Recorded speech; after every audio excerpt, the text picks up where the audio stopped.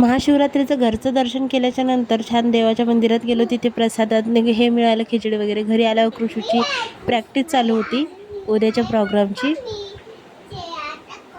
तर खूप छान म्हणत होती. एकदा बघा ती किती छान बोलते त्याबद्दल.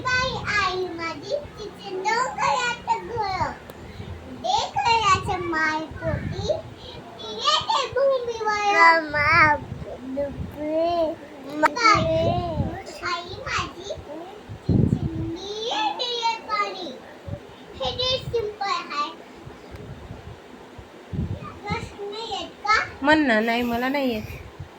आणि मॅडमची अशी प्रॅक्टिस झाल्याच्यानंतर मी वडे बनवायला घेतले दुपारी. तर बटाटे मॅश करून घेतले, उकळलेले बटाटे आहेत हे. आणि त्यानंतर पटकन वड्याची रेसिपी शेअर करते. काय त्यात हे आपलं शेंगदाण्याचं कूट टाकलं, हिरवी मिरची टाकली, मीठ टाकलं आणि साबुदाणा भिजवलेला टाकला. छान हाताने मिक्स एकजीव करून घेतलं. खूप असं चुरून चुरून छान असा उंडा बनवून घेतला. त्याच्यानंतर ते तेल गरम व्हायला टाकलं. थोडं तेलामध्ये टाकून बघितलं. तेल छान कडकडीत गरम झाल्याच्या नंतर छान एकामागे छोटे छोटे वडे करून टाकले. थोडंसं सावधान राहा, कारण की वडा कधी तेलात फुटू शकतो त्याचा एखादं हे साबुदाणा. नंतर वडे रेडी आहेत. कसे वाटले तुम्हाला वडे नक्की सांगा. चला, बाय बाय.